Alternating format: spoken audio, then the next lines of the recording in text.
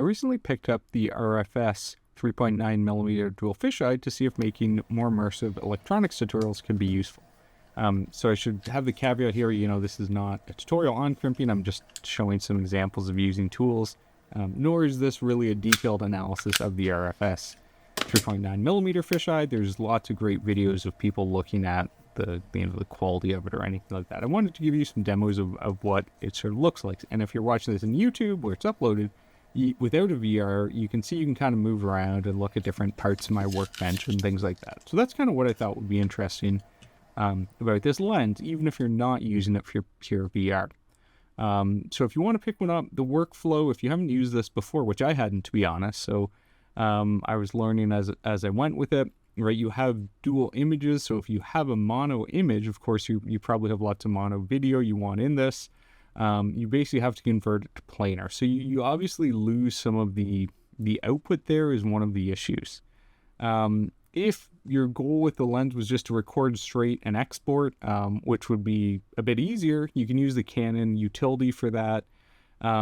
This Canon utility or the plugin for Premiere Pro that helps convert the images or videos. It's ultimately not super complicated. It has a few features that they actually require you have a subscription for. The subscription is, I think, like $60 a year. So in terms of, cost of everything else, it's not huge. But it's a tiny bit annoying, that it's not just a utility that you can just use, unlimited. Just because if it gets cut off or something like that, there could be a lifetime in the future. But even the still image view isn't super complicated. There's no mono output, which I thought maybe there would be.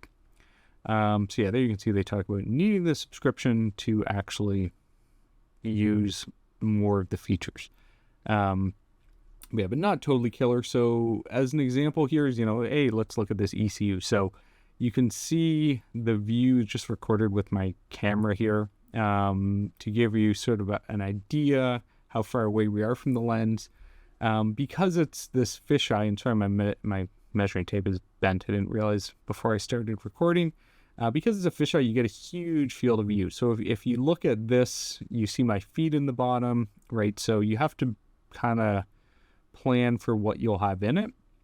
And the downside of that is that if you want to get really close, of course, you're going to have this classic sort of macro problems and probably want to have a ring light or something like that, or a little better lighting. So I'm just doing a pretty quick test here, but it does work pretty well, I think, for, showing, if you want to show probing things, if you want to show movement within the video. So just some ECU would move around and you could probe a pin. The downside of it is because of sort of the fisheye view, you can see here, this is not super detailed. And if I move the lens really close, it feels a bit risky almost, because the lens could move pretty easily if the tripod slipped and the lens sticks out, so you might scrape it. But B, here's, the view from the front. And the issue I have is that, because I just have that one light, you can see the shadowing and stuff. And it's also kind of hard for me to see it. Despite that, it is pretty fun. So I'm going to pick up a VR headset, but I thought this little view might be good. So, worst case, you can always use it for recording VR videos of your dog. But it does seem like a really good tool for tutorials.